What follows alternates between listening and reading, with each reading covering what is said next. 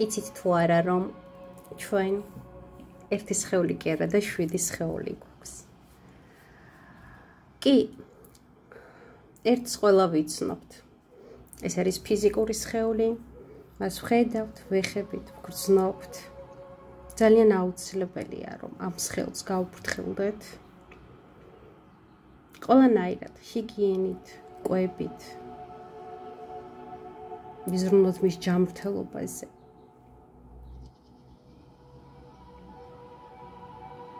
გარდა იმისა, რომ ეს სხეული ჩვენ გვჭირდება ამ სამყაროში, ამ ცხოვრებაში, ამ კონკრეტულ ამ რეინკარნაციაში ცხოვრებისთვის, დასაწყისიდან დასასრულამდე ძალიან მნიშვნელოვანი კავშირი არის. შემდეგ რეინკარნაციაში, როგორც ვექცეოდით ჩვენ სხეულს ამ ცხოვრებაში, ისევე გვექნება ფინანსური შემოსავალი და ჯანმრთელობაც მომავალ ცხოვრებაში, მომავალ რეინკარნაციაში. როდესაც გარდაცვალების შემდეგ ისევ დავიბადებით და ჩამოვალთ დედამიწურ ველში. შემდეგი სხეული ეს არის ეთერული სხეული. ის ძალიან გავს ფიზიკურ სხეულს, იმეორებს მის სტრუქტურას და მასში არის სასიცოცხლო ენერგია, პრანას რასაც ეძახიან. ის არის კავშირი ფიზიკურ სხეულსა და სხვა სხეულებს შორის. საინტერესოა ის, რომ ეზოთერიკოსები ამ სხეულზე მუშაობენ, როდესაც ადამიანის ჯანმრთელობაზე მუშაობენ. ამ სხეულის ველით და ენერგეტიკით გრძნობენ მის სასიცოცხლო ენერგიებს. ძალიან კარგია სუნთქვითი ვარჯიშები, პრაქტიკები, ენერგეტიკული წმედები და ბუნებასთან კონტაქტი. ეს ძალიან მნიშვნელოვანია. ასევე საინტერესოა ის ფაქტი, რომ სხეულის გარდაცვალების ყდომის შემდეგ 40 დღე ცოცხლობს ეთერული სხეული და მის შემდეგ იშლება ეს სხეული.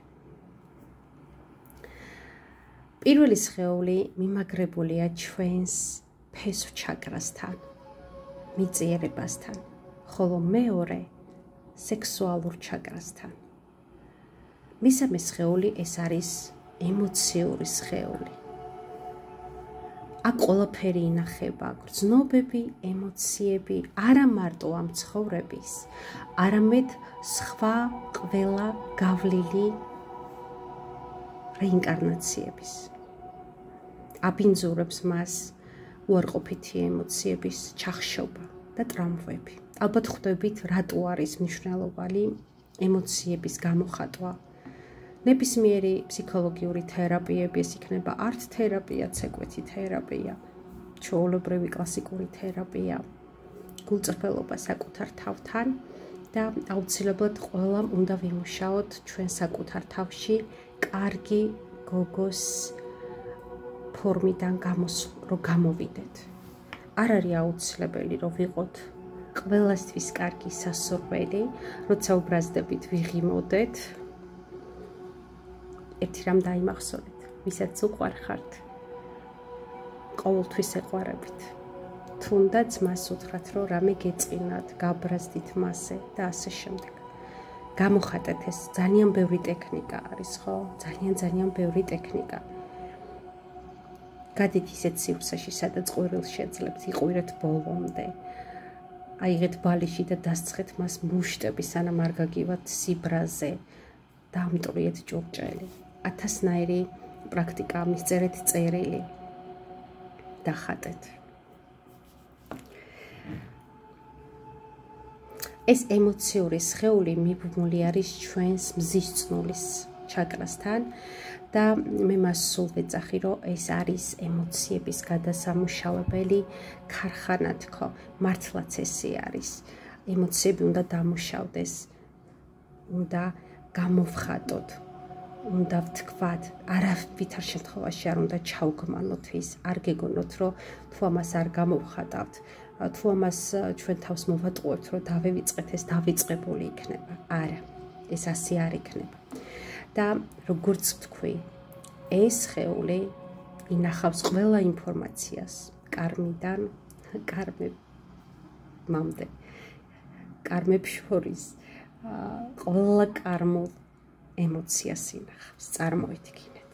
ამიტომ ეხლა წარმოიდგინეთ ყველა ცხოვრებაში რომ თქვენ არ გაუშვათ ეს წყენები, ტკივილები, სევდები, რა მოსდის ამ სხეულს. მეოთხე ეს არის უკვე მენტალური სხეული. უკვე არის აზრები, რწმენები, ინტელექტი. იძრება ფიქრს, ანალიზს, შეჯამებას, გაგებას.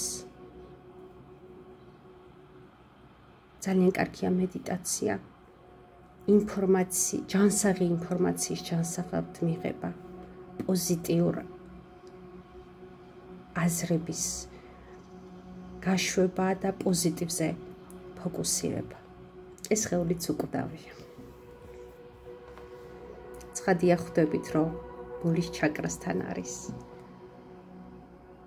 დაკავშირებული და ეს ინახავს ამბებს თქვენს ცხოვრებებზე. მეხუთე ეს არის მენტალური. ყელთან არის დაკავშირებული და არის ინტუიცია, გამოხატვა, შინაგანი სიბრძნე, იდეების მიღება, შთაგონება, შემოქმედება, ყველაფერი ამაზეა დაკავშირებული. ესეც უკვდავია. მედიტაცია და სულიერ სხვადასხვა პრაქტიკებთან ერთად ძალიან კარგია გამოხატვა სხვადასხვა სახით, წერით, ხატვით, ცეკვით და ასევე მდუმარებაც. სხვათა შორის ტირილიც ერთ-ერთი საუკეთესო გამოხატვის ფორმა. ბუდჰიური სხეული უკვე მესამე თვალთან არის დაკავშირებული და ეს არის უპირობო სიყვარული, თანაგრძნობა და განცდა ერთიანობის. ეს საოცარი განცდა, იმიტომ რომ იაზრებ, რომ ყველანი ერთი ვართ. ამას არ ავხსნი ახლა, ეს არ არის დღევანდელი დღის თემა და არ ავხსნი, იმიტომ რომ ეს არის მთელი ფილოსოფია. ამაზე შეიძლება ერთი მთლიანი ვიდეოს ჩაწერა. რეალობას აღიქვამენ, როდესაც ეს ამ სხეულთან აქვს ადამიანს კავშირი, ეგოს გარეშე. რეალობა სუბიექტურად აღარ აღიქვამენ. რეალობა მათთვის არის როგორც დამკვირვებელი. ჩემი თვალით კი არ ვხედავ სამყაროს და მოვლენებს. ზოგადად თვალი დამკვირვებლით.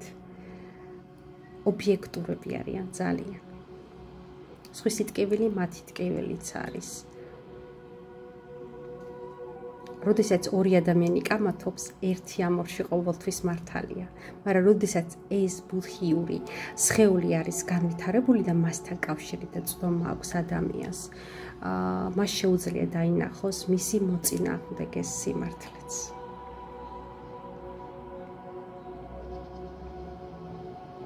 სხვებისთვის, როდესაც გულწრფელ თანაგრძნობას გამოხატავ, როდესაც სხვებისთვის აკეთებ რაღაცას უპირობო სიყვარულით, მაშინ ხდება ამ სხეულის გაძლიერება. და მეშვიდე არის ატმა, ატმიური სხეული. ეს არის უკვე ჭეშმარიტი მე, მაღალი მე. იძლევა კავშირს ღმერთთან, კოსმიურ გონებასთან. აღქმა აქვთ, რომ რაღაცა შრეში შეცურა, ეს ძალიან საიდუმლო შრეში. რაღაცა თითქოს გაეღვიძა, თითქოს გადაფასდა მათი მსოფლმხედველობა. საკმაოდ მხედვა აქვთ ამ ადამიანებს და ეს არის ძალიან ღრმა ზედასაფეხური. ალბათ საინტერესო იყო ეს ინფორმაცია. გამოიწერეთ არხი, გააქტიურეთ ზარისხილაკი. მე კი ნათია შაიკი, მშვიდობებით შემდეგ ვიდეომდე.